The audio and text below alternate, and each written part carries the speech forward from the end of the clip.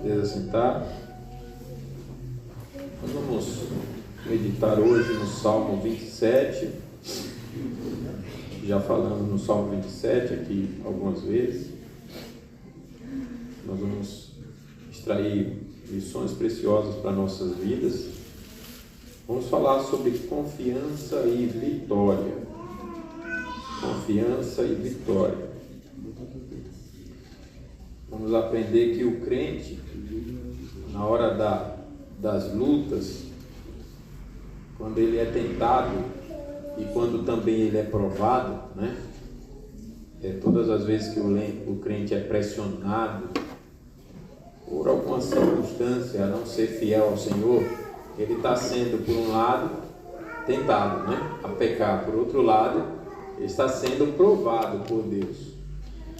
Então ele deve buscar o refúgio. Nós cantamos agora que Deus é o nosso refúgio. Cantamos isso, né? Você deve ter prestado atenção aí, que refúgio nosso Ele é, o Deus de Israel. Por isso que nós cantamos. Refugiar, crianças, é um lugar de segurança. É você buscar um lugar para se proteger. Você está, por exemplo, vendo a chuva, a tempestade se aproximando e começa a cair aquele temporal, você corre e se protege em algum lugar coberto. Ali você se refugiou da chuva, né? Você está num lugar onde tem muito furacão, como nos Estados Unidos, né? Aqueles ventos enormes, terríveis, a força é medida em F1, F2, F3, né? Por quilômetros. O F4 chega, eu acho que até 400 quilômetros. Aí depois do F4, aí vem o que eles não conseguem medir, é qualquer vento acima de 400, que é o F5, né? Você vê aquela tempestade, aquele furacão, aquele vendaval rasgando, que os especialistas denominam de dedo de Deus. É assim como eles chamam o F5, é acima de 400 km, eles não conseguem medir mais. Qualquer vento acima disso e não tem controle. Eles não sabem até que medida de força e quilometragem esse vento chega. Ele sai rasgando tudo, ele sai levando tudo, né? A Bianca esteve aqui conosco, né? Na semana que ela esteve conosco de férias, teve um furacão lá na região da igreja onde ela está frequentando e todos ficaram incomunicáveis. A gente tinha uma reunião online com o pastor de lá e não aconteceu porque todos ficaram sem comunicação. Um furacão e saiu notícia internacional, não sei quantos aqui acompanharam, né? A região que foi assolada ali por aqueles ventos. Então você já tem, os americanos já têm soluções para isso. Eles criam embaixo da própria casa, né, no porão, um lugar de refúgio. Então é um compartimento todo bem estruturado, com alimentações para vários dias, né, às vezes mais de mês, onde eles se refugiam ali, eles se abrigam, eles se protegem, para que tenha a sua vida preservada. Ficam ali até toda aquela dificuldade passar. Então nós vamos ver que o crente deve se refugiar. É o crente quem deve fazer isso. É você e eu. Nós recebemos fé para isso. Nós recebemos a pregação para isso. Você e eu devemos nos refugiar na confiança em Deus, para sermos vitoriosos diante das provações e tentações. Quando as circunstâncias quiserem nos levar para fora, para distante de Deus, nós devemos nos refugiar, nos proteger em quê? Na confiança em Deus. Então Deus te inicia na caminhada no Evangelho, Ele quem sustenta você até o fim, mas isso não significa que a soberania de Deus tira de você a sua responsabilidade. Nós vamos aprender isso hoje. Então tem algumas práticas que nós precisamos ter nas nossas vidas diariamente para nos refugiar na confiança em Deus. Quais são essas práticas? As lembranças, nós vamos explicar isso. O prazer, a oração e a perseverança ou paciência, né? vou trabalhar essa palavra, que a ideia é melhor, vamos chegar no ponto eu explico. Então vamos repetir comigo, nós vamos falar sobre confiança e vitória. E como que eu me refugio na confiança em Deus? Vamos repetir: lembranças, prazer, oração e paciência. No final eu vou perguntar, se eu não esquecer, e aí eu quero ver se vocês estão lembrados. Hoje eu vou fazer diferente, nós vamos orar e já começar a pregação. E eu não vou ler o texto de início, nós vamos ler o texto à medida que chegar nos pontos, tudo bem? Nós vamos ler, é o Salmo 27, nós vamos ler à medida que chegar aos pontos, então leremos ali. Então feche seus olhos, nós vamos orar. Senhor, já oramos a Ti, já cantamos, já lemos a Tua palavra e agora temos essa oportunidade tão rica de ouvirmos a Tua mensagem, a Tua voz. E apesar de nós, o Senhor nos conhece, o Senhor sabe como está a nossa mente, o nosso coração. Se estamos aqui como se fosse um teatro, fingindo, apenas praticando coisas mecanicamente, superficialmente, automaticamente, sem nenhuma alegria no Senhor, ou se de fato tudo o que cantamos, dizendo que o Senhor é o nosso anseio, nós Te buscamos ansiosamente, dizendo que a nossa alma tem sede de Ti, dizendo que o Senhor é o nosso refúgio. O Senhor sabe se isso é verdade. E por isso, ó Pai, oramos a Ti pedindo que, mesmo que não seja, que o Senhor não permita que continuemos distantes, que o Senhor nos aproxime de Ti, que o Senhor se aproxime de nós, que não nos escondamos de Ti, nem o Senhor de nós. Pelo contrário, que haja encontro, haja comunhão, haja interesse. Nós sabemos que há interesse da Tua parte. O Senhor sempre foi aquele que tomou a iniciativa pelo relacionamento nosso com o Senhor, a começar por nos criar como raça humana à Tua imagem e semelhança, e nos procurar quando caímos, e mandar Teu Filho para a nossa salvação. Por isso clamamos a Ti. Não nos desprezes.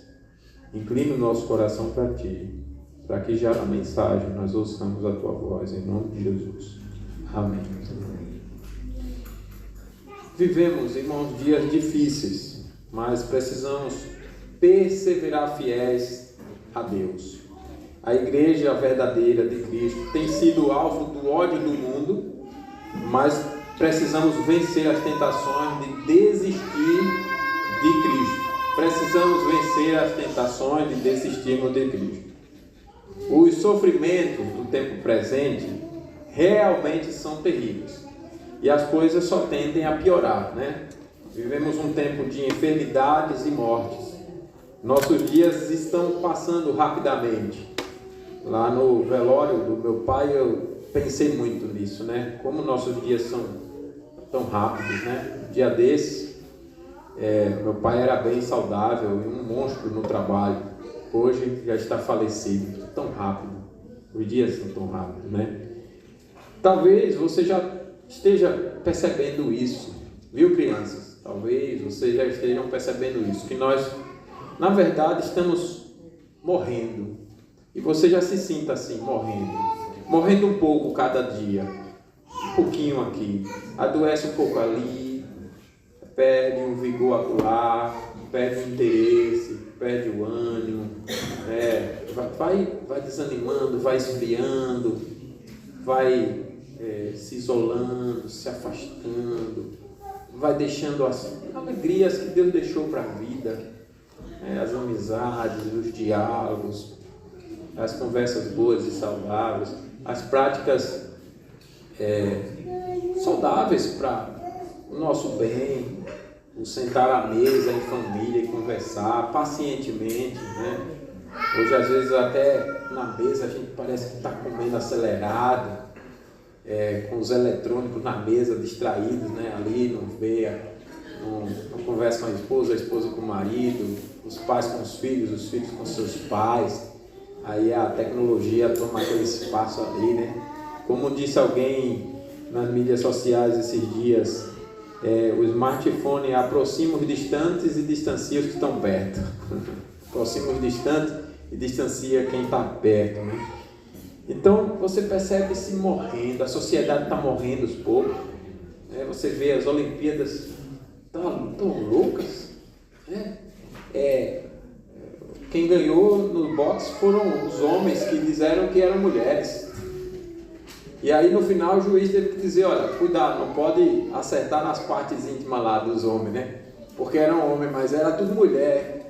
E só deu homem nesse boxe, porque o masculino foi homem e no feminino era homem também. E aí você conversa com suas crianças e elas ficam vendo, que loucura, pai. Continue assim, é loucura mesmo, isso não tem nada de Deus. A pessoa é homem e é dito que é mulher. E o que é isso? É morte de uma inteligência, é morte da lógica, é a morte de uma ética, de uma moral, é a morte das coisas. Você percebe então o ser humano morrendo. E a gente vai vendo que a morte vai acontecendo aos poucos em cada área, não é só enfermidade. Nos relacionamentos, na moral, nos conceitos, na inteligência, no conhecimento, no saber, né? Nós nunca tivemos uma sociedade com QI tão atrasado e com conhecimento tão atrasado como é a nossa. Meus irmãos, é muito atraso mesmo. Eu estou convencido que parte, não justificando, mas parte da dificuldade de entender uma frase numa pregação é justamente o atraso intelectual. Você explica e quando vê a pessoa não consegue juntar duas palavras. A coisa está se atrasando tanto que você percebe, puxa, eu tenho que não só explicar para a pessoa, pregar, eu tenho que antes alfabetizá-la. Elas estão sem alfabeto. A escola dominical surgiu por isso, com esse entendimento de que sem a alfabetização as pessoas não iriam conseguir entender a mensagem da palavra de Deus. Então vamos alfabetizar, né? E isso significa a morte. Talvez você tenha percebido que a humanidade morre não somente quando seu corpo é separado do seu espírito, mas em todo lugar e em tudo. Nós estamos morrendo. Em todas as áreas de nossas vidas há perdas, há dores, sofrimentos terríveis.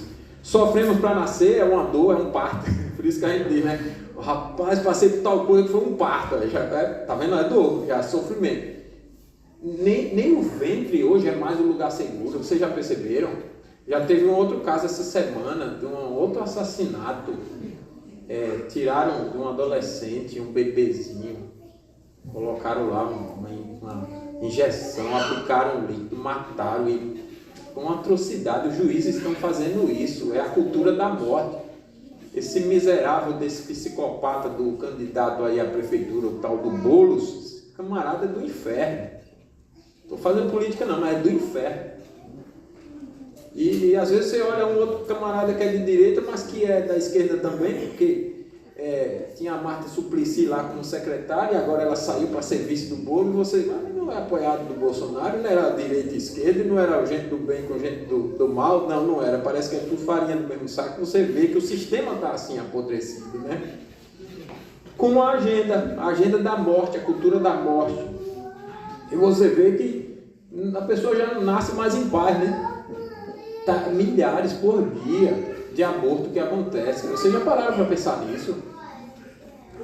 Muita gente fala, os Estados Unidos é a grande potência, tal, é a democracia que reina lá, tal. Tem muitas virtudes realmente os americanos, mas dá uma olhada nos abortos. Um lugar que cresce assustadoramente o número de abortos. Aí você olha para uma cultura dessa e acha que é saudável? Política dessa é saudável? Então a gente está morrendo, sofrendo em todas as áreas, sofrendo para nascer, para continuarmos vivos, para aprendermos a um sofrimento, para trabalharmos a um sofrimento, para decidirmos, planejarmos e decidirmos, ou por não decidirmos, sofremos. Na vida pessoal, familiar, social e até na igreja a gente sofre. Mas somente o cristão sofre por amar a Cristo. Guarde isso. Somente o cristão sofre por amar a Cristo. Vivemos um tempo de angústias, mentiras, inversões de valores, enganos, roubos, assassinatos, esfriamento do amor e apostasia. E por essa apostasia, dentro e fora da igreja, a verdadeira igreja de Cristo é perseguida. A verdadeira igreja de Cristo é perseguida por quê? O esfriamento do amor dentro e fora da igreja. Aí existe um remanescente fiel que é perseguido. Contudo, Jesus disse que no mundo os crentes teriam aflições, mas que deveriam ter bom ânimo. Olha só, não é para desanimar, é para ter bom ânimo, porque ele venceu o mundo e os crentes, ele garante que vencerão também. Você e eu venceremos, por quê? Porque Cristo garantiu. Portanto, as lutas contra o império das trevas não são novidades. O apóstolo Paulo ensina que os últimos dias são tempos difíceis, que os tempos finais são difíceis. E ele segue dizendo os motivos, lá em 2 Timóteo. Veja só, eu vou ler o texto. Pois os homens serão egoístas, avarentos, jactanciosos. Jactancioso é aquela pessoa que quer ter muita riqueza e vive de ostentar, seja tendo, seja querendo parecer. Não tem problema nenhum você tendo condições de ter uma casa boa, bonita, ter essa casa boa e bonita, né? É um erro a gente fingir ser pobre e Deus dando condições. Isso é um erro. Como tem dito um candidato, né? Nós somos da cultura de adorar a pobreza. Na verdade, a gente deveria admirar a riqueza. E aí, realmente, a riqueza é uma bênção de Deus. A Bíblia não diz que a riqueza é uma maldição. Agora, ela condena o amor pela riqueza, né? O amor ao dinheiro. Mas é pecado você não prosperar, você não fazer, você ser um preguiçoso, Deus te dar os bens, você não multiplicar. A Bíblia condena esse tipo de coisa. Então, você tem que pegar as coisas e multiplicar. A não ser que não seja culpa sua, seja sujeira do sistema, uma série de coisas, mas da tua parte é para multiplicar, né? Mas o jactancioso não é só quem tem, né? O Salomão tinha uma glória na sua riqueza que todos falavam a respeito dela, até hoje é falado, é elogiado, e muitos iam lá para ver. E quando eu via era um luxo, né? Eu vim de uma igreja que eu pensei no Tijuco Preto ser daquele jeito. Só queria que o lado do terreno tivesse assim, né? Não fosse para a gente fazer exatamente daquele jeito. Até já mandei, compartilhei para ele. Eu vou mandar para vocês. Que terreno lindo, que igreja linda. Igreja não, né? O espaço. Nem templo é, né? Templo somos nós. É o espaço de culto. Duas águas assim, caídas, bonito. Aí parecendo com cara de igreja. Não essas coisas aí da Universal e essas outras igrejas, nem aqui, né? Quadrada, toda sem graça. Não, um negócio bem pensado, bem bonito. As portas, a acústica do coisa. O pastor pediu para orar lá na frente. Quando eu cheguei na frente, o som que eu estava ouvindo atrás foi o mesmo lá da frente. Não tinha diferença de som. Até a acústica eles planejaram direitinho. Umas luzes todas discretas. Que negócio maravilhoso. Só tem culto, não tem EBD lá. Eles fizeram como antigamente, né? Aí começa o culto 9 horas, termina meio-dia. Todo culto tem Santa Ceia. Que maravilha. Estava lá uma maravilha. Um exercício com as crianças. Não parecia que não tinha criança na igreja. Eles têm uma salinha assim fora, aí os pais ficavam com as crianças menores na portinha assim, davam um chorinho, ia lá fora, ia lá, controlava, voltava, ia fora. Um silêncio, parecia que estava no cemitério nesse sentido, né? Silêncio. Então, lindo. Isso não é ostentar. Ostentação é quando há uma vaidade pecaminosa, olha só. Então, olha como serão os homens: egoístas, avarentos, jactanciosos, arrogantes, blasfemadores, desobedientes aos pais, ingratos, irreverentes, desafeiçoados, implacáveis, caluniadores, sem domínio de si, cruéis, inimigos do bem, traidores, atrevidos, enfatuados, mais amigos dos prazeres do que amigos de Deus, tendo forma de piedade, negando-lhe, entretanto, a eficácia ou o poder. E que ele, Paulo, foi perseguido por sua fidelidade, mas o Senhor livrou. Ele fala disso aqui, né? Então, como continuar fiel a Deus em tudo, irmãos, se os tempos são assim, são maus? Como não perder a fé diante dos sofrimentos provenientes de perseguições do mundo contra a nossa fé e comunhão com Deus. Como perseverar na dependência de Deus, na confiança em Deus, diante de sofrimentos causados por outras pessoas, né? E a respeito disso, o Salmo 27 tem muito a nos ensinar. Ele mostra que Davi viveu um tempo de sofrimentos terríveis e venceu. Davi viveu e venceu. Ele foi perseguido por sua fé em Cristo, mas não desanimou dessa fé, não desistiu de confiar corretamente em Deus, mas se refugiou no Senhor, se protegeu em Deus para não apostatar. A gente precisa fazer isso, né? Aliás, eu entendo que essa foi, inclusive, a grande preocupação de Davi, a sua relação com Deus. Davi, não só nesse texto, mas em qualquer passagem, você vai observar que ele não está tendo cuidado para evitar a morte fisicamente. Essa não é a sua maior dedicação. Eu não quero morrer fisicamente. Ou então, eu não quero adoecer. Ou então, eu não quero ficar pobre. Ou então, enfim, qualquer problema desse que comumente nós buscamos evitar. Não era a preocupação principal de Davi. A preocupação principal era: eu não quero perder minha comunhão com Deus. Minha comunhão com Deus é o assunto principal. Esse era o tema dele, e isso nos ensina que a comunhão com Deus deve ser mais do que a nossa prioridade, deve ser a nossa exclusividade. Tudo bem? Vamos repetir isso, crianças? Vamos repetir com o pastor. A minha comunhão com Deus deve ser mais do que prioridade, deve ser exclusividade. Isso mesmo, eu devo viver em todas as áreas da minha vida para a glória de Deus. Esse é o meu objetivo. É por isso que Davi evidencia uma luta contra as tentações de não continuar confiando em Deus. Ele está tentado a não continuar confiando em Deus, aí ele luta contra isso. De não reconhecer que Deus é o preservador de sua vida, ele luta contra isso. De não orar, ele luta contra isso. De não se fortalecer para perseverar, ele luta contra isso. De não ser paciente, ele luta contra isso. Tudo bem? Ele luta contra essas coisas. E para vencer tudo isso, Davi se utiliza dos meios exteriores e ordinários de graça. Exteriores e ordinários. Eu não vou repetir uma ilustração que eu já fiz aqui repetidas vezes. Apenas vou lembrar a vocês sobre isso. Que é aquele exemplo do pai que comprou um cavalo para dar ao filho. Lembra desse exemplo? O pai estava em outra cidade, o filho em outra. Então, meio de graça, é semelhante àquilo. É aquele exemplo. Você já tem o seu presente, o seu bem, mas você não usufrui enquanto você não tem acesso a ele. Isso é meio de graça. Então você já tem a salvação, mas a oração me faz acessar a salvação. Eu já tenho a salvação, mas a Santa Ceia me faz acessar a salvação.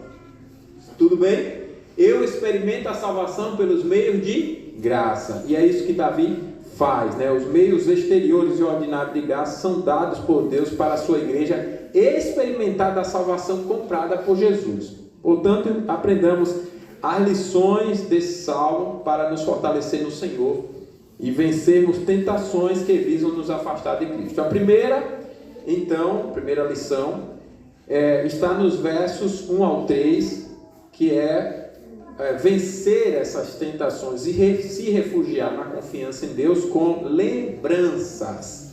Lembranças. Qual é a primeira lição? Lembranças. A gente é de uma cultura, nós vamos ler os versículos, mas a gente é de uma cultura que acha que os pensamentos são de um mundo não policiado, não governado, e a respeito do qual nós não temos nenhuma responsabilidade. Mas isso não é verdade, é mentira. Inclusive, pai e mãe, nós, pai e mãe, temos obrigação de dirigir os pensamentos de nossos filhos. Pensamentos devem ser dirigidos, conduzidos, policiados. A Bíblia reprova você pensar pecaminosamente, não reprova? Pensar pecados é reprovado, então você deve policiar sua mente. Mas seus filhos, nossos filhos, não devem também ser deixados para pensarem o que quiserem. Se você, hoje, nesse dia, deixar eles soltos, eles vão pensar qualquer coisa. Porque, como diz Provérbios, a loucura está ligada ao coração da criança. Ela nasce louca, porque o pecado trouxe essa corrupção. Nenhuma criança, se a graça de Deus não fizer como fez com João Batista de salvar no ventre, nenhuma criança vai nascer sabendo adorar. Não vai. Não vai. A criança nasce louca.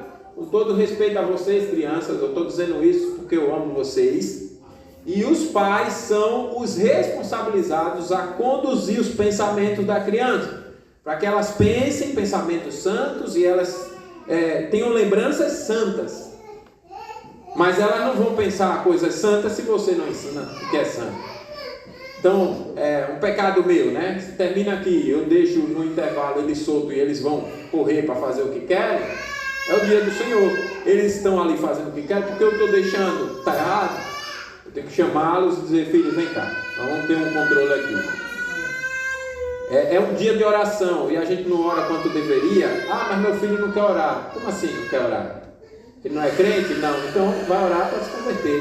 Eu vou orar com ele. Eu vou tratar disso com ele. Eu vou ensiná-lo a ter prazer pela oração, a aprender a valorizar a oração. Ele não tem paciência de ouvir. Ouvir um ensino, uma contação de história, a leitura. Não tem. Vai ter que aprender. Isso não é virtude. Isso é defeito, isso é pecado. A gente vai lá e ensina. Mas os pensamentos devem ser policiados e guiados e conduzidos. Como é que eu faço isso? Eu não deixo ele solto, né? Eu conduzo os seus pensamentos. Certo, crianças? Estão todas aqui? Fiquem aqui. Então, lembranças. Olha só como é que Davi se refugia. Davi estava sendo perseguido, ameaçado de ser morto, pré de ser morto, inclusive, por homens cruéis.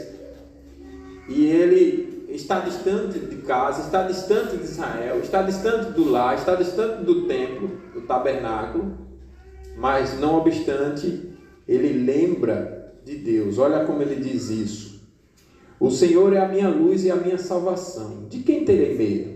O Senhor é a fortaleza da minha vida, a quem temerei? Quando malfeitores me sobrevêm para me destruir, meus opressores e inimigos, eles é que tropeçam e caem. Ainda que um exército se acampe contra mim, não se atemorizará o meu coração. E se estourar contra a minha guerra, ainda assim terei confiança. Observe bem como no verso 2, Davi lembra da prova que Deus lhe deu de seu poder de protegê-lo. Quando os malfeitores, meus adversários e meus inimigos, investiram contra mim, para comerem minha carne, essa é a ideia, né? Tal é eles são malfeitores, tal é a crueldade deles. Eles tropeçaram e caíram. Essa é a ideia que Davi está usando ali. Eles tropeçaram e caíram. Então o que é que Davi está fazendo aí? Lembrando do momento que Deus fez isso. E com essa lembrança da proteção de Deus, Davi reconhece que Deus é o preservador da vida. Não é possível afirmar sobre quem Davi está se referindo ao chamar de inimigos. Talvez, eu acho que seja o seu filho Absalão, né? Se você ler na história de Davi, nesses períodos, Davi estava sofrendo bastante com o seu filho Absalão, né? Absalão estava buscando derrubar a autoridade do pai, assumir o trono, usurpar o trono do pai, possuiu as mulheres do pai à plena luz do dia. Então talvez tenha sido ele. Seja quem for, eram cruéis como animais, mas caíram. Jesus ensina também isso, a reconhecermos a Deus como preservador de nossas vidas. Lá em Mateus 6, 26, vocês conhecem bem o texto e talvez até saiba dizer de cor, até as crianças, quem sabe. Passagem que diz assim: olhai para as aves do céu, não semeiam, não colhem, nem ajuntam em celeiros, contudo o vosso Pai Celeste as sustenta. Porventura não valeis vós muito mais do que as aves? Então Jesus ensina a valorizar o poder de Deus de cuidar do seu povo. E nós temos que fazer isso. Davi valoriza o poder de Deus de protegê-lo dos seus inimigos e assim se refugia na confiança em Deus. Deus então é a base da confiança de Davi, representado por três figuras. Ele fala de luz, salvação e força. Quem é a nossa luz? Quem é a nossa salvação? Quem é a nossa força diante das angústias que enfrentamos? Quem dissipa o medo desesperador de nosso coração, alimentado quando não reconhecemos que Deus é o preservador de nossa vida? Porque o sentido de Davi aqui é esse: quando ele chama Deus de luz, é pelo poder da luz de dissipar as trevas. E as trevas a que Davi se refere, certamente são seus medos em momentos que ele, olhando para essas circunstâncias ruins, não estava vislumbrando Deus como o seu Salvador. Então ele, com aquelas angústias, aqueles medos, se refugia em Deus, e a luz da confiança em Deus dissipa as trevas dos seus medos. Estão acompanhando o raciocínio? É nesse contraste que ele se refere a Deus como luz, né? Deus é a minha luz, ou seja, as trevas dos meus medos, porque eu não conhecia, não via a solução, foram dissipadas por essa confiança em Deus. Deus é a minha solução, né? Deus é que me livra. Por isso que ele diz assim: a quem temerei? Deus dissipou a escuridão de Davi com a luz de sua presença, de seu ensino. Por isso ele diz no verso 3 assim, ainda que um exército me alcance, né? Me cerque, estoure a guerra, o meu coração não temerá. Ainda que me alcançasse, não temeria. Por quê? Porque Deus é a minha luz, é aquele que com a sua presença dissipa o medo do meu coração, é a minha solução. Mas também Davi chama Deus de sua salvação ou libertação, indicando que Deus libertou dos seus inimigos. Ele se refere à salvação justamente porque Deus já tinha salvado. E ele sabe, Deus é quem me salvou, Deus é quem me salva e Deus é quem me salvará. Aqui não significa salvação eterna, significa apenas dessas circunstâncias, no caso de Davi, aquelas presentes, né? Por isso ele diz que quando seus inimigos investiram contra ele para destruí-lo, ou comerem sua carne, né? Essa é a ideia lá, revelando a intensidade do perigo, eles tropeçaram e caíram.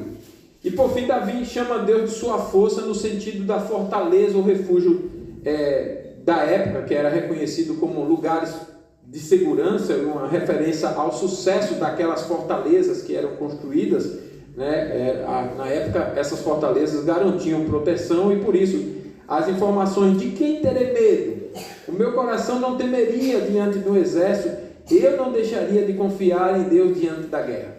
E é muito interessante, irmãos, observar que Davi não diz, preste bem atenção, que Deus lhe deu luz, salvação e força, mas que Deus é a sua luz, ou era a sua salvação e a sua força.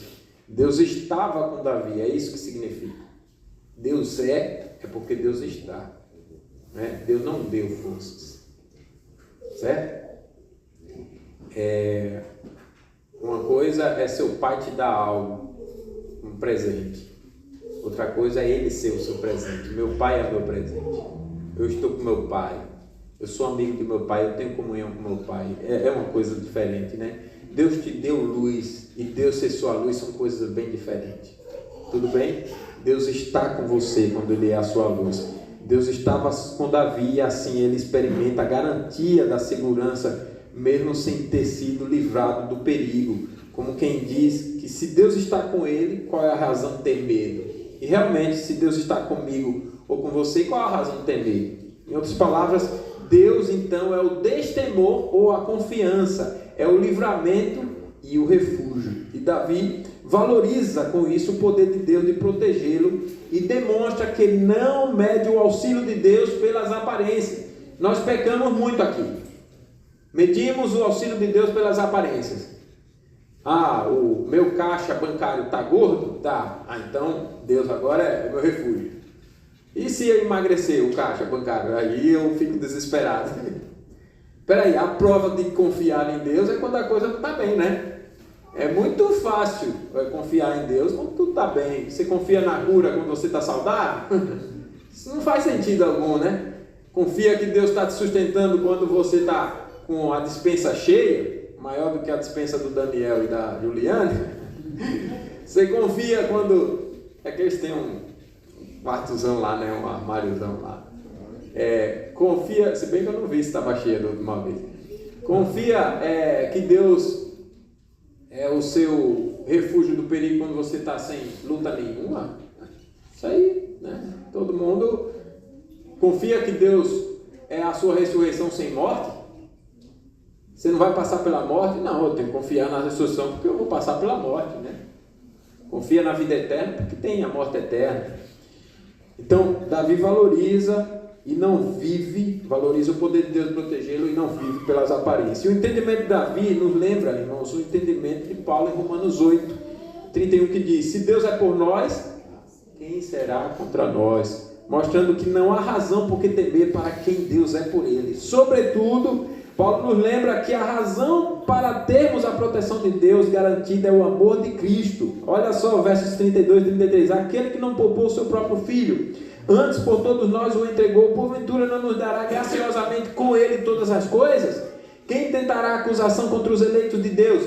Quem tentará? Nós vamos participar da ceia. Aí você pode, com sua mente pecaminosa e auxiliado e ajudado por Satanás, pensar em todas as acusações e só ver acusações. Ou então uma confiança arrogante. Seja qual for o problema, olha só como a palavra de Deus repreende e nos ajuda, nos auxilia, nos ensina. Quem tentará acusação contra os eleitos de Deus, se Deus é por esse? Ninguém. Eu posso participar da ceia reconhecendo o seguinte: a ceia me diz que eu sou pecador mesmo. Eu sou pecador. Mas ninguém pode tentar acusação contra eu, porque eu sou amado por Deus em Jesus. E eu não vivo para o pecado. Eu não tenho prazer de estar aqui. De ser pecador. Não tenho prazer. Deus me deu um novo coração. Então nenhuma acusação, seja da minha mente, seja do diabo, seja de outros, prevalece. Porque o amor de Deus em Cristo é a garantia de que mesmo que eu tenha ainda pecados, nenhuma acusação mais procede. Isso nos ensina, irmãos, que só pode gozar dessa confiança em Deus quem tem a fé verdadeira no verdadeiro Cristo. E no verso 35 de Romanos 8 ele diz: olha que coisa bonita: quem nos separará do amor de Cristo? Será tribulação, ou angústia, ou perseguição, ou fome, ou nudez, ou perigo, ou espada? Verso 37 e 38: em todas estas coisas, porém, somos mais que vencedores por meio daquele que nos amou. Os atletas olímpicos só estão sendo vencedores naquele joguinho pequeno. Ninguém é como os crentes. Só os crentes batem recorde. Que eles são mais que vencedores. Dá para você calcular isso? Pegue todos os problemas, todos os esportes. Os caras só podem chegar a ser vencedores no máximo. Nós não. Nós em Cristo somos mais que vencedores. Não dá nem para medir isso, né? Eles ficaram tudo para trás, coitado. Né? Porque a Olimpíada espiritual, irmão, só sendo salvo por Jesus para conseguir, né, o troféu de vitória. E Cristo é o nosso troféu de vitória. Então ele diz que nada pode nos separar do amor de Deus em Cristo. Cristo é a razão de termos a garantia da proteção de Deus. Irmãos, que lembrança então maravilhosa Davi traz à mente. E a de Paulo também, e a de Jesus. Deus protege o seu povo de tal forma que nem a morte é o fim. Lembram do versículo? Eu sei que lembram e vocês vão completar.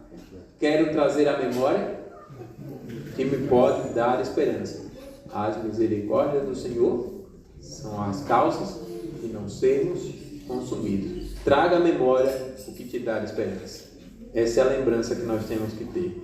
A segunda lição, para ele se refugiar na confiança em Deus e vencer as tentações que estão querendo desviar ele de Deus, da fé em Deus, em Cristo, é o seu prazer. Então, primeiro foi a lembrança. Quais são as lembranças? Lembrança das provas que Deus dá do seu poder de protegê-lo. Lembrança de que Deus é que preserva a minha vida. Lembrança que Deus que cuida de mim. Nós entramos esse ano, eu estava ansioso. Nós conversamos no conselho, olha, não passamos de janeiro. A gente, como a arrecadação, não passamos de janeiro. Deus teve misericórdia da nossa igreja e nós estamos no mês, que mês é hoje? Agosto, 8, né? Em número. E graças a Deus está provendo, né? E Deus já está sinalizando outras provisões para final do ano, para o ano que vem, e é assim mesmo. É assim mesmo. Olha como Deus é preservador das nossas vidas, irmãos. Deus é maravilhoso, né? Então essa é a primeira lição. A segunda é o seu prazer, versos 4 a 6. Vamos ler juntos. Uma coisa peço ao Senhor e a buscarei, que eu possa morar na casa do Senhor todos os dias da minha vida, para contemplar a beleza do Senhor e meditar no seu templo, pois no dia da adversidade ele me ocultará no seu pavilhão.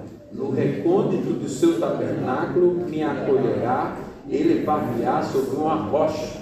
Agora será exaltada a minha cabeça acima dos inimigos que me cercam. No seu tabernáculo oferecerei sacrifício de júbilo, cantarei e salmodiarei ao Senhor. A primeira parte aqui é em Deus e na casa de Deus, é o destaque que ele faz, né? Davi associa Deus ao templo de tal forma que ele tem prazer pela casa de Deus por causa do seu prazer por Deus e o seu ensino. Uma coisa para o Senhor e a buscarei, que eu possa morar na casa do Senhor para contemplar a beleza do Senhor e meditar no seu templo. Então, o prazer pela casa era por causa do seu prazer por Deus e o seu ensino. Eu vou para lá para contemplar Deus e o seu ensino. E isso é importante pensar, porque hoje em dia muitos crentes não valorizam a reunião pública e solene para cultuar a Deus como os crentes do Antigo Testamento, talvez por fazerem uma separação de Deus e do templo tão exagerada que Deus nunca nos ensinou. Como se assim, eu já ouvi isso aqui inclusive, não de vocês, que eu lembro de nenhum dos que estão aqui, mas de gente que já saiu, que dizia assim: eu não preciso estar na igreja, eu posso estar onde eu quiser, do jeito que eu quiser e como eu quiser, eu posso estar. Como se fosse isso. Então eu fico em minha casa, eu fico online, eu vou em outra igreja. Alguém até perguntou outra vez: é pecado eu cultuar em outra igreja? Eu digo: a pergunta já respondeu. Você já está dizendo, é outra igreja, defina isso. Outra igreja significa o quê? Que não é a minha, então. Você já está em outra, não é a sua, meu irmão. Já é outra.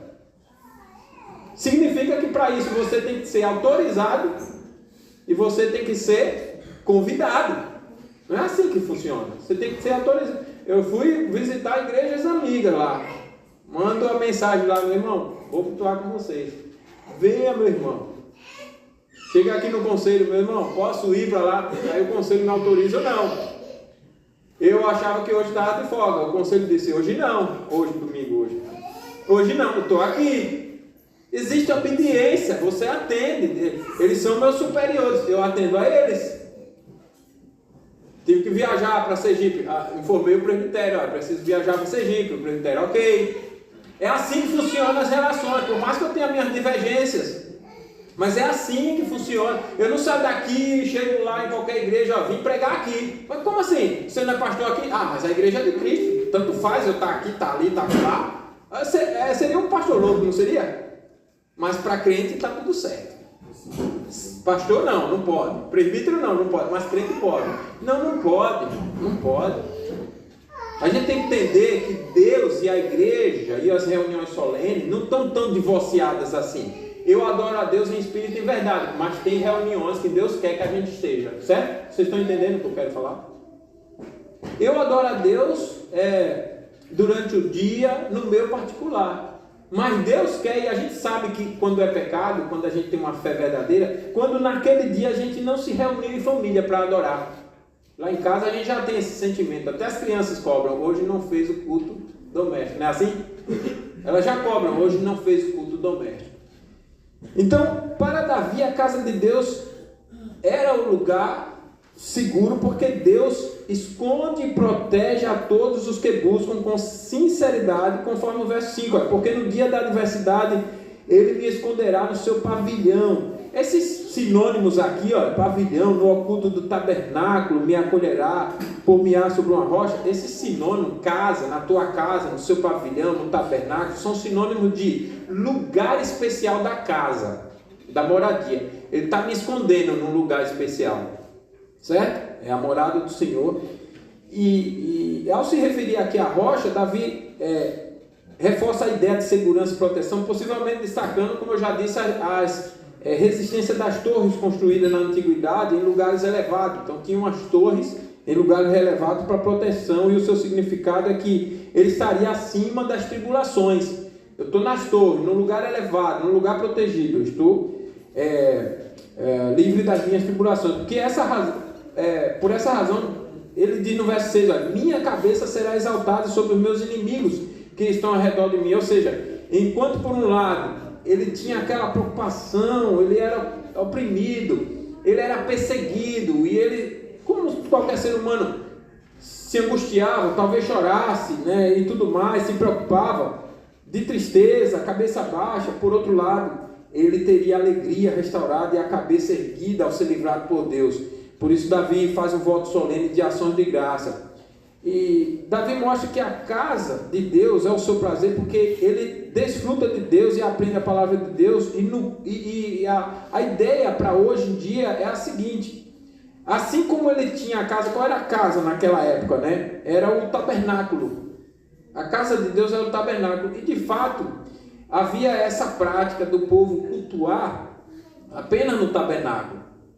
Ainda que a gente cultue em espírito e em verdade em qualquer lugar, e Davi, de uma certa forma, mostre isso onde ele mesmo está, ele ora ao Senhor, eu vou falar disso já, mas ele sabia que Deus tinha dado ordens para Moisés para construir um tabernáculo, e ele ia para esse lugar, né? Eu vou relembrar daqui a pouco esse tema, mas a ideia para hoje é o nosso culto, seja individual, seja familiar, seja coletivo.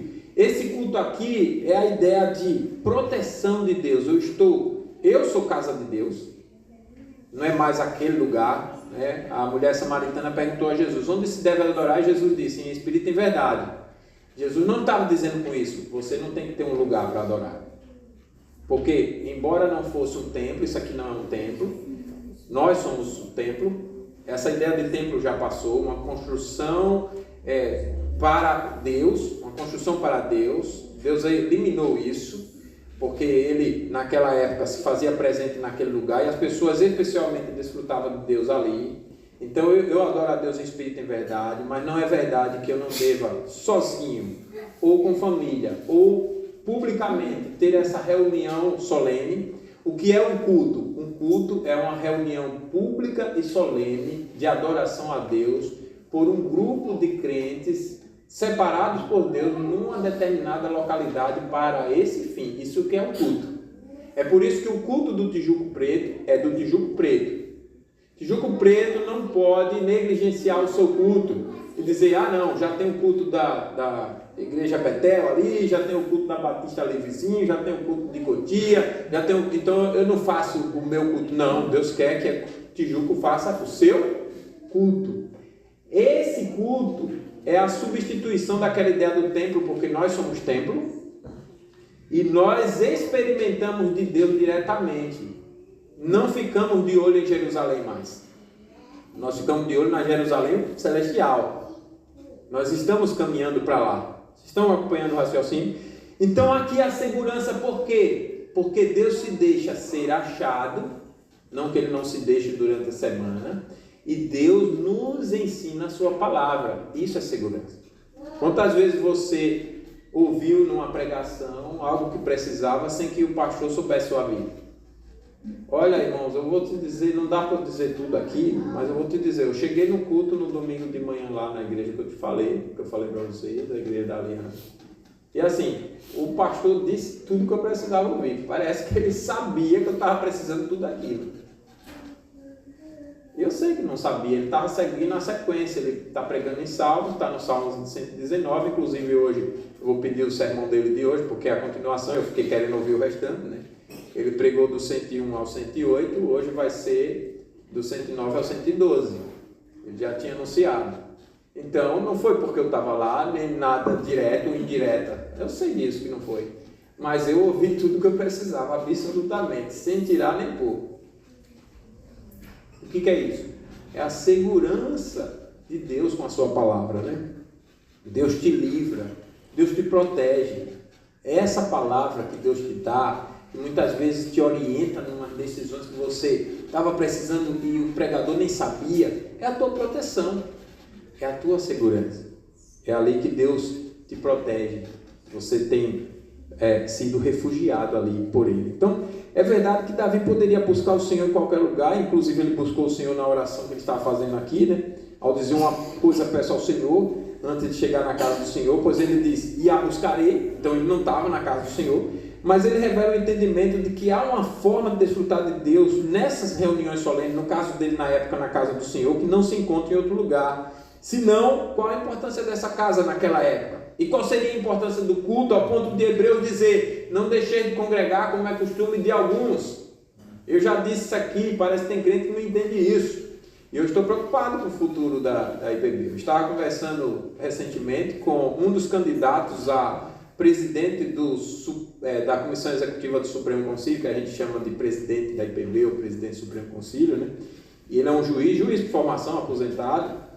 A gente desenvolveu uma grande amizade e ele nos ajuda bastante nas coisas daqui. E aí ele me dizia justamente essas coisas que a gente está condenando. Eu disse a ele, meu irmão, o senhor está errado, com todo respeito. O senhor é juiz, disse mesmo, não estou mentindo. Eu disse, está errado, meu irmão. Isso aí não é bíblico. Ele dizendo, não tem problema nenhum alguém sair daqui, cultuar ali, cultuar onde quer, quando quer. Eu digo, não, isso tem problema sim. Se o senhor fez isso, o senhor pecou. Não pequei não, porque eu estava viajando a trabalho, não sei o que. Pedi autorização ao seu conselho, ele autorizou, não posso se o senhor é juiz ou seja lá o que for, se não autorizou, se o senhor fez a revelia, o senhor pecou. Não existe isso, irmão. Tem cada igreja o seu culto, senão. Aí ele disse que vai votar, ele está com um projeto para votar lá, algo nesse sentido no Supremo Conselho. Eu digo, meu irmão, tomara que o senhor não ganhe. Tomara que o senhor não ganhe. Que absurdo! Você já imaginou se todas as igrejas pensarem assim? Você imagine se fizerem com tudo, exatamente como o senhor está pensando. Chega no domingo, aí toda a igreja do Tijuco está em outro lugar. Aí chega só o conselho aqui. Aí fazem isso com tudo, fazem isso com dízimo, fazem isso com a presença, fazem isso com a frequência. O visitante que a gente convidar, como é que fica? Qual é a estrutura da igreja? A igreja não se mantém, você percebe que não dá para estruturar um negócio assim? Eu não posso pensar aqui, eu tenho que entender, Deus me chamou para aqui, eu tenho responsabilidade aqui, e quando eu quero, eu estou pecando, é contra Deus. Eu não posso pensar como a igreja católica pensa. Tem um Papa, e abaixo do Papa, qualquer lugar que você for, é a mesma instituição. Não.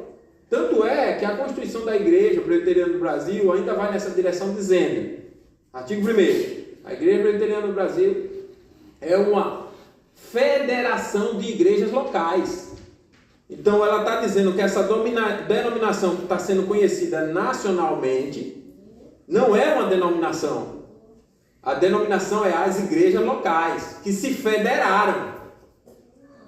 Então aqui não é Cotia nem Betel, aqui é aqui. Por isso que o conselho daqui é uma liderança específica. Toda a vida administrativa, espiritual, financeira, isso aqui, daqui é daqui. Vocês estão acompanhando?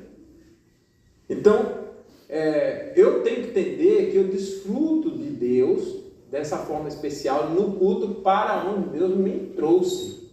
Na igreja onde Deus me chamou. Eu tenho responsabilidade com Deus aqui também com meus irmãos. E eu demonstro o amor a Deus aqui no meu amor especial com meus irmãos. Tanto é que nesse sentido, até quando a Bíblia vai orientar sobre ajudar quem precisa de auxílio financeiro, de alimento, de veste, ela vai dizer, prioriza os domésticos da fé, da própria igreja. Prioriza os domésticos. Né? Olha a palavra, doméstico da fé. A ideia de família mesmo. Eu tenho que priorizar o daqui. Nós temos que nos priorizar um ao outro. Percebe? Eu desfruto de Deus na minha igreja. E então, por causa dessa forma especial de desfrutar de Deus, Davi busca a casa do Senhor e não o contrário, como muitos defendem hoje em dia, como se buscar a Deus é o mesmo que desprezar uma instituição organizada conforme o modelo do Novo Testamento. E Davi chega a usar muito substantivo para habitação, como eu disse, né? Casa do Senhor, sua morada, pavilhão, templo, tabernáculo. E no verso 4 ele diz assim, que eu possa morar na casa do Senhor todos os dias da minha vida. Notamos que todos os dias da minha vida é diferente do Salmo 23, que diz: e habitarei na casa do Senhor para todos sempre, referindo-se à morada eterna. Então você vê que ele está querendo estar aqui, mas com a esperança na eternidade. Ele está entendendo, isso aqui é uma representação da eternidade. Eu vivo todos os dias a fé na eternidade, mas quando eu venho no domingo, no dia do Senhor, ele é um dia que é para ser, para mim, para minha mente, especial de desfrutar de Deus, pela mesma representação da eternidade. O que é a eternidade? É chamado de quê? Do eterno descanso. É por isso que o dia de descanso é tão especial, mas eu tenho que aprender a desfrutar de Deus nele. Mas a que morada eterna ele se refere? E porque ela tinha a formosura do Senhor. Naquele tempo, o templo de Salomão, como eu disse, não havia sido construído e havia somente o tabernáculo, construído por Moisés e o povo, que Deus ordenou lá em Êxodo 5, para que o nome de Deus habitasse ali. E Deus deu o modelo, veja bem, e exigiu que fosse feito conforme o modelo. Êxodo 25:40, diz assim, olha: vê, pois, que tu faças segundo o modelo que te foi mostrado no monte. Então, os símbolos que estavam lá, a beleza do tabernáculo era porque estava segundo a sabedoria de Deus e não dos homens. E o que atraía Davi, portanto, não era aquela beleza física, mas quais foram as representações que Deus, quando deu o modelo, mandou fazer para que representasse essas coisas espirituais. Vocês estão entendendo? O modelo do ambiente, o modelo da construção, tinha referências de coisas celestiais. E era a respeito disso que Davi estava falando. Eu quero meditar no Senhor. Eu quero contemplar o Senhor. Como ele contemplava? Se Deus no tabernáculo só aparecia como uma fumaça. Era justamente por todo esse modelo, essa figura que representavam então essas coisas espirituais. E Davi já tinha aprendido a pensar em Deus e a meditar em Deus a partir dela. E por essa razão Davi canta a sua fome por Deus associada ao templo. Na verdade, todo o povo de Deus cantava salmos que expressam sede e fome de Deus associadas ao templo. Né? Salmo 84: quão amáveis são os seus tabernáculos, Senhor dos exércitos. A minha alma suspira e desfalece pelos atos do Senhor. Meu coração e a minha carne exultam pelo Deus vivo. O pardal encontrou casa e a andorinha ninho para si, onde acolhe o seu filhote. Eu, teus altares, Senhor dos exércitos, Rei meu e Deus meu. 84:10 pois um dia nos teus atos vale mais que 1000. Prefiro estar à porta da casa do meu Deus a permanecer nas tendas da perversidade. 63:2 que nós cantamos, né? Eu te contemplo no santuário para ver a tua força e a tua glória. E esse texto mostra que Davi e todos os fiéis entre o povo tinham um prazer profundo pelo templo, pelo prazer por Deus. Deus era desfrutado no templo, no culto, na reunião solene, embora Deus pudesse ser buscado em qualquer lugar, mas não era desassociado desse encontro. E o que eles observavam era diferente da forma como os cristãos devem observar hoje, mas os crentes de hoje não podem desprezar a palavra, os sacramentos, as orações públicas e a organização da igreja com os seus ofícios, hierarquia, o sistema disciplinar, o funcionamento regular, os credos, as confissões, sem desprezar Deus. Quando há um desprezo pelo culto, eu estou desprezando Deus. Pela oração, eu estou desprezando Deus. Pelo sacramento, eu estou desprezando Deus. Pelo conselho da igreja, eu estou desprezando Deus. Pela pregação, estou desprezando Deus. Eu tenho que entender isso. Tem muita gente que está enganando-se e se deixando ser enganada pelo diabo, com argumentos como se essas coisas não fossem o mesmo que desprezar Deus. Vocês estão entendendo? Mas não. Atualmente, Deus é separado do físico, especialmente da igreja histórica, institucional e organizada, que para muitos tanto faz e oculta ou não. Então, para que igreja? Né? Porque Jesus continuou a estrutura do Antigo Testamento. Por que ele fez isso? Por que continuou orando no templo? Por que Jesus ensinou no templo? O que ele ensinou a respeito do templo para os seus discípulos, ao ponto deles observarem as reuniões solenes e organizarem igrejas em todo lugar onde foi possível, com seus ofícios, hierarquia, sistema disciplinar, funcionamento regular, créditos e confissões, um sustento financeiro daquele trabalho. Por que os discípulos fizeram isso? Por que os apóstolos fizeram isso? A ponto de Paulo se referir a essa estrutura como coluna e baluarte da verdade. Por quê? Porque não está desassociado. E com Davi, então, aprendemos que o prazer por Deus não está desassociado do prazer por essas coisas que Deus estabeleceu, e que está no culto, assim como ele na casa de Deus, é seguro porque Deus protege o seu povo ali, e Deus pode ser desfrutado de uma forma que não se desfruta de em outro lugar. Você, por exemplo, fosse hoje para a praia, aí você foi para a praia tomar um banho de praia, você desfrutaria de Deus? Se você disser que sim, você não tem ideia de quem é Deus, pode ter certeza. Portanto, a palavra, o sacramento, orações públicas, os hinos ou salmos e cânticos espirituais, os dízimos, as ofertas e outros auxílios do Senhor só são negligenciados através de um perverso menosprezo por Deus. Não deixemos de congregar como é costume de alguns, antes façamos admoestações e tanto mais quanto vedes que o dia se aproxima. A terceira lição está nos versos 7 a 13, onde o salmista se refugia na confiança em Deus com oração. E aqui eu gostaria que os irmãos lessem comigo e prestassem atenção em duas partes dessa oração. Eu vou dividi-las, né? Essas duas partes. Então vamos juntos, 7 a 13. Ouve, Senhor, a minha voz, eu clamo, compadece-te de mim e responde-me. Ao meu coração me ocorre, buscai a minha presença. Buscarei, pois, Senhor, a tua presença. Não me escondas, Senhor, a tua face. Não rejeites com ira o teu servo. Tu és o meu auxílio. Não me recuses, não me desampares, ó Deus da minha salvação. Porque se meu pai e minha mãe me desampararem, o Senhor me acolherá. Ensina-me, Senhor, o teu caminho e guia-me por vereda plana, por causa dos que me espreitam. Não me deixes à vontade dos meus adversários, pois contra mim se levantam falsas testemunhas e os que só respiram crueldade. Eu creio que verei a bondade do Senhor na terra dos viventes. A oração, irmãos, é uma armadura para as tentações, e nessa proteção Davi clama ao Senhor porque ele deseja ser socorrido depressa, por isso que ele clama. Clamar é uma atitude de quem quer ser socorrido depressa. E eu e vocês, se estamos incomodados com a nossa vida, nos pecados que ainda temos, devemos clamar. Porque o clamor revela isso. Eu estou incomodado e eu quero um socorro depressa. E também porque Davi reconhece a bondade do Senhor de estender o seu favor a fiéis e oprimidos. E além do mais, o clamor de Davi é para ser ouvido. Veja que ele está como uma criança que quer chamar a atenção, né? Ouve, Senhor, a minha voz eu clamo, compadece-te de mim, Senhor, eu estou aqui. Senhor, eu estou aqui. Estou lembrando de umas cenas de pessoas que ficam perdidas numa ilha e vão passando um avião e as pessoas acendem a fogueira e vão para o lugar da praia mais visível lá e começam a balançar as mãos assim para chamar a atenção do piloto, de alguém que veja no avião, para que socorra ali, porque eles estão ilhados por algum acidente, naufrágio, sei lá, e pararam ali. Davi quer isso, ele quer chamar toda a atenção. O que isso nos ensina? Aquilo que Jesus reprovou nos fariseus. Os fariseus queriam chamar nas suas orações demoradas, não que não deva se fazer longas orações, né? Mas nas suas longas orações, na eloquência das orações, não que as orações não devam ser eloquentes, mas nas eloquências, os fariseus queriam ser apenas elogiados, ouvidos pelos homens, né?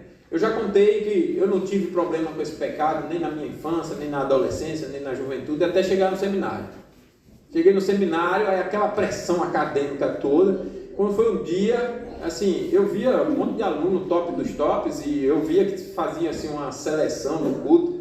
Pelo menos me parecia, né? Aí os professores colocavam sempre os melhores alunos em determinadas práticas.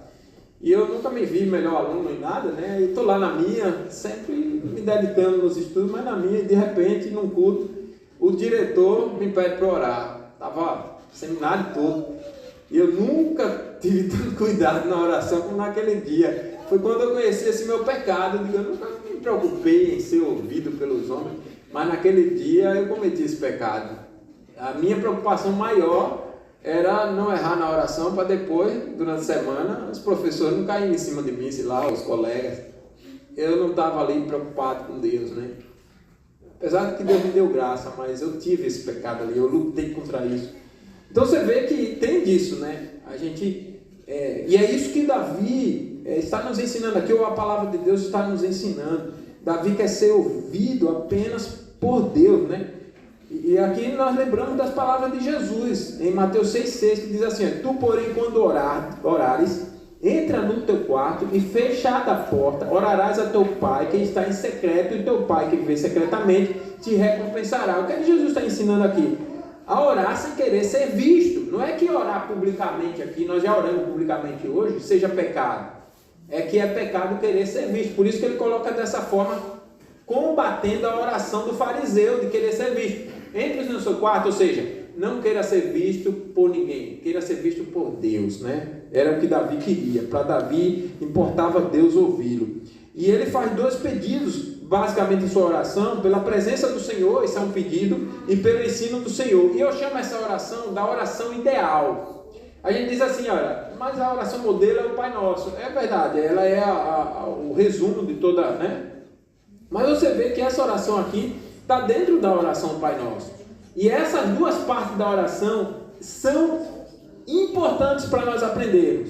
A primeira coisa é pela presença de Deus, né? Observe ele aqui, ó, pela presença de Deus. Ao meu coração me ocorre buscar a minha presença. Buscareis, pois, Senhor, a tua presença. Percebe isso aqui, essa primeira parte? A segunda é o ensino. Eu vou falar do ensino. Mas olha só o que eu quero deixar claro aqui nessa primeira parte. Quando ele diz assim, ao meu coração me ocorre, o que significa é o seguinte: eu estou lembrando de que o Senhor disse para mim buscar a minha presença. Eu estou lembrando disso. E eu estou orando com base nessa lembrança de que o Senhor disse para mim lá atrás, busque minha presença. O que é que isso nos ensina? Qual é a importância disso?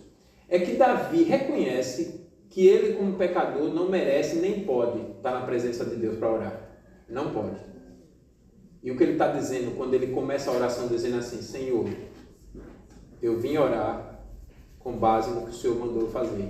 O Senhor me autorizou a orar. O que é que ele está dizendo? Ele está sendo humilde e reconhecendo a autoridade da minha presença aqui é o Senhor mesmo. O Senhor me autorizou.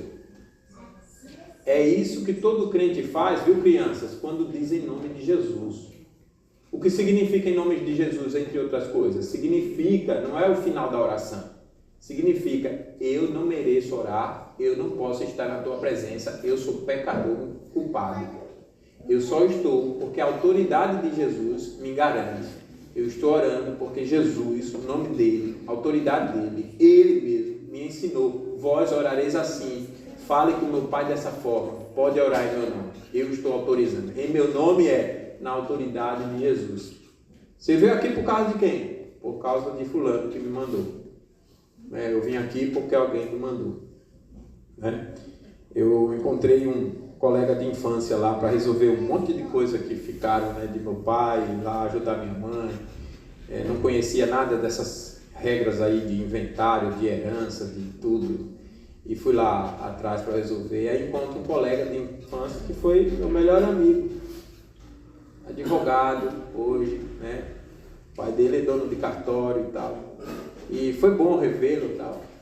Estava num escritório chique, eu só pude ir lá entrar porque ele autorizou.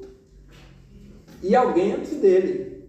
Você conhece o André? Conheço? Então, fala com ele. Vou falar com ele e dizer que era a mediadora, E aí quando passou que ele soube que era eu, manda a Lisandro vir aqui, fez aquela festa, vem cá, tal. E aí eu fui, escritório chique, foi tão bom ver, Você vê a pessoa na infância e depois vai ver agora casado, adulto, pai de filho. Tive com o filho dele, um rapaz de 20 anos, Andrezinho, chamaram lá. Conhece o Andrezinho, Dalila? Educadíssimo rapaz, que coisa graciosa de ver. São católicos. É aquele tipo de coisa que a gente vê assim, só falta ser salvo, Só falta ser crente. Cheguei lá no cartório, conhecia todo mundo, o pai dele e tal, aquela coisa, já adiantaram tudo para nós. É bom rever pessoas assim, Mas eu só entrei nesses ambientes autorizados porque alguém autorizou, não tinha autoridade nenhuma. Teve pessoas autorizando eu em cada lugar, Então é isso que ensina a oração, é isso que Davi quer. Agora, olha a outra parte, versos 11 e 12. A outra parte da oração ensina-me, Senhor, o teu caminho. Olha que coisa interessante. Primeira parte da oração, Tá gravando? Então vou voltar para o microfone. Eu fico querendo caminhar para lá e para cá. Primeira parte da oração. Me ouça, não me deixe de ouvir. A primeira parte. E o Senhor me autorizou. Está aqui. O Senhor é a autoridade e a garantia de eu estar na tua presença. Certo? Essa é a primeira parte da oração. A segunda parte qual é? Ensina-me, Senhor, o teu caminho e guia-me por vereda plana por causa dos inimigos que me espreitam. O que é que ele nos ensina aqui? Que toda a atenção que ele quer de Deus e a autoridade que ele reconhece, que garante, ele está ali na presença e ser ouvido por Deus, tudo que ele quer que Deus ouça é que Deus o ensine a orar a Deus, a fazer a vontade de Deus. Observe aqui, você acha que ele está dizendo, ensina-me o teu caminho e guia-me por vereda plana, com base em quê? Observe com base em quê? O que é caminho e vereda plana? É o contraste de um caminho que não é de Deus, portanto um caminho tortuoso, e a vereda plana é um contraste de uma vereda tortuosa. Tudo bem para vocês? Observe agora o verso 12.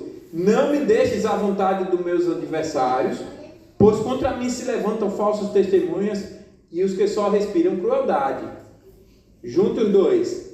O caminho reto de Deus e o caminho torto dos seus inimigos. O que é que ele está dizendo então? Senhor, me ensine o teu caminho para eu não andar nesse caminho torto dos meus inimigos. Eles querem crueldade. E eu posso querer a crueldade deles também. Eles querem a minha. E eu posso agir contra da mesma forma. Eu posso querer me vingar. Mas eu não. Davi já tinha tirado a vida de muitos. Os filisteus, quem diga, né?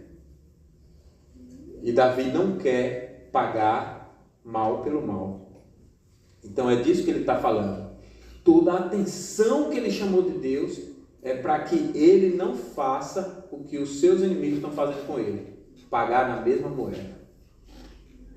Agora ele encerra dizendo, eu creio que verei a bondade do Senhor na terra dos viventes, nos contando aqui, ainda que ele não diga em detalhe, que ele não vai morrer nesse momento aqui, não nesse momento, ele sabe disso, por alguma promessa que Deus deu para ele. Davi não vive de afirmações positivas, por alguma promessa que Deus deu para ele. Como por exemplo, Deus disse que ele dele viria o descendente que sentaria no trono dele, que é Jesus. Então talvez essa fosse a promessa.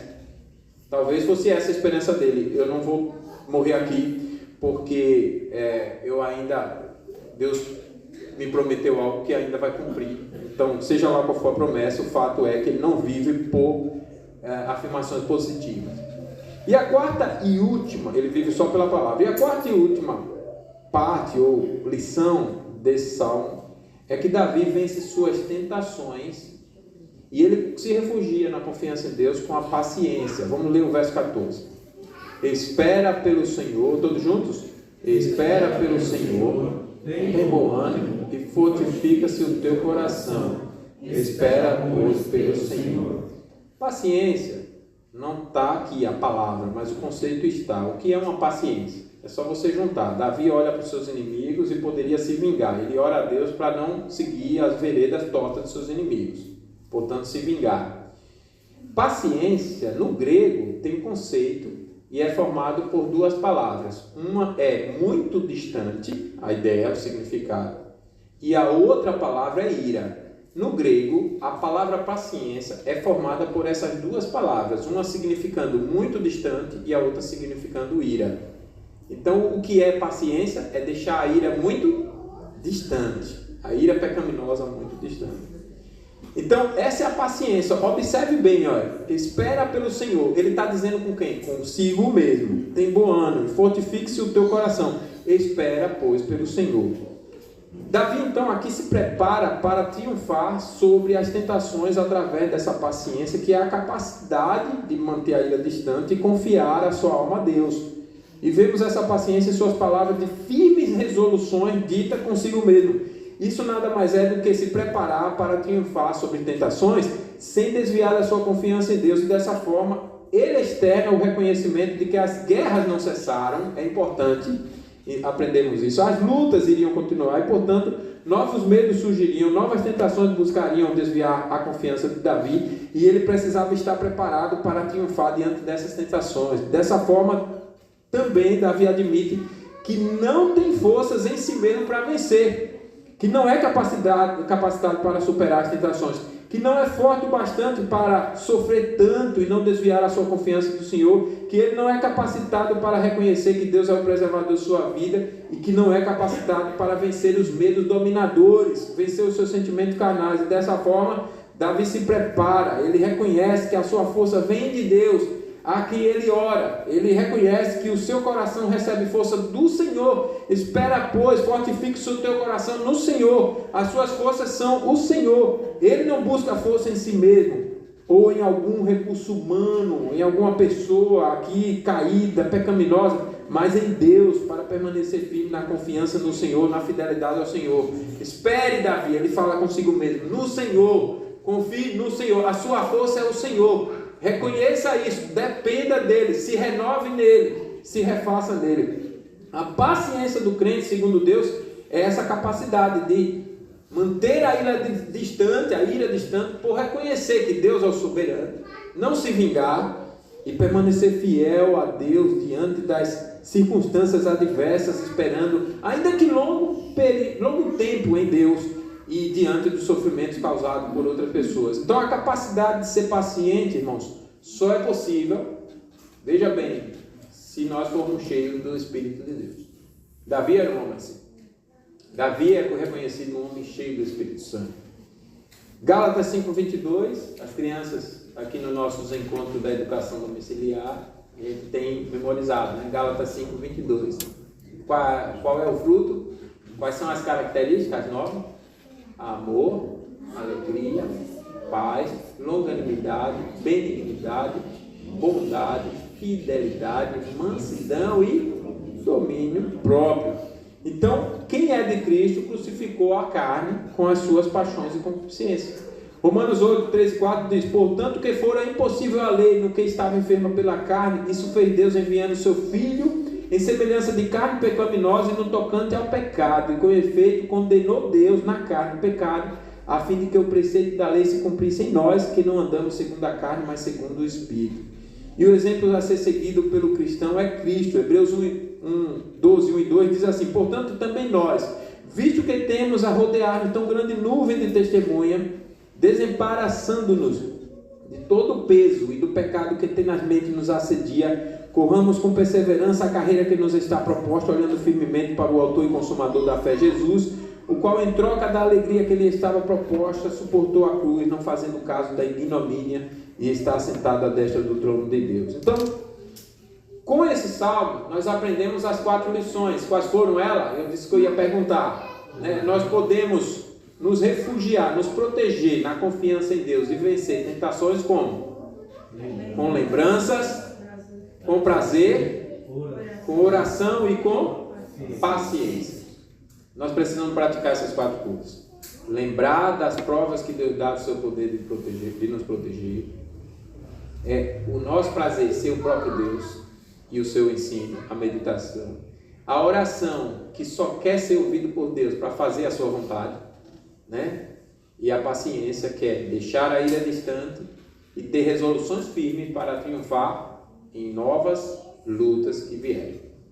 Então, guardemos algumas lições. Primeiro, valorizar o poder de Deus para nos proteger ao ponto de nossos temores serem expulsos por nossa valorização. E uma boa maneira de fazer isso é contar as bênçãos diante dos problemas e dificuldades. Tem um hino que diz, né? Conte as bênçãos, dize as quantas são recebidas da divina mão, né? Então, diante das mágoas e tristezas, para desfrutarmos de alegria, contemos as bênçãos.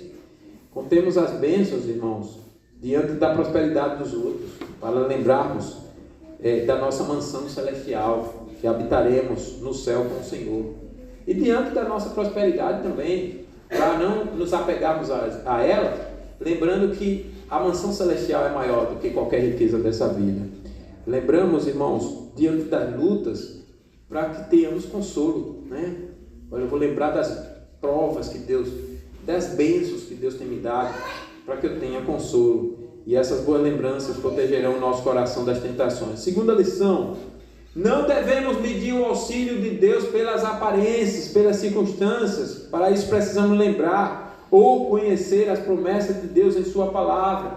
Sentimentos, irmãos, sentimentos oscilam, a palavra não. Por isso que eu não devo me guiar por aparência. Agora eu estou alegre, agora eu estou triste. Então, a vida está bem ou está mal, de acordo com a minha alegria ou tristeza. Eu estou animado, eu estou desanimado, a vida está bem ou está mal. Não vá por aí. O mundo faz assim. O mundo, se estiver animado, o mundo está confiante. Se estiver desanimado, o mundo está desabando. Não, o mundo é assim. Mas nós vivemos firmes no Senhor, independente das circunstâncias, né? Terceira lição é que devemos zelar pelas maneiras visíveis que Deus revela a nós em sua casa. Então agora nós vamos participar da ceia. Zelemos por isso. Zelemos por esse momento. A pregação está terminando. Zelemos, guardemos no nosso coração. Repitamos em casa. Lembremos disso. Falemos um com o outro essas lições preciosas. Compartilhemos. Não sejamos fechados, indiferentes. Não sejamos negligentes, desprezando tudo que aprendemos. Quarta lição: quando enfrentarmos inimigos ferozes, lembremos de Davi, mas sobretudo de Cristo, e oremos ao Senhor com confiança para sermos protegidos, e também por Ele. Senhor, salva-os, pela salvação dele. Jesus na cruz, o que disse? Pai, perdoa-lhes porque não sabem o que fazem. Oremos por eles. Quinto e último: voltemos à nossa vontade para confiar no Senhor, a partir de uma resolução mental firme, com base na palavra de Deus. Assim como Davi, com base na palavra de Deus, disse que ele cria, que moraria, que veria a bondade do Senhor na terra dos viventes. Assim como ele no final disse, né? Espera, pois, pelo Senhor, tem bom ânimo e fortifique o seu coração. Digamos também: eu posso esperar no Senhor, e Deus me dará a vitória. E para isso, nós vamos encerrar lendo Isaías 30:15, última leitura, e oraremos então. Cantaremos o Salmo 27 e oraremos encerrando esse momento. Todos juntos, Salmo 30:15.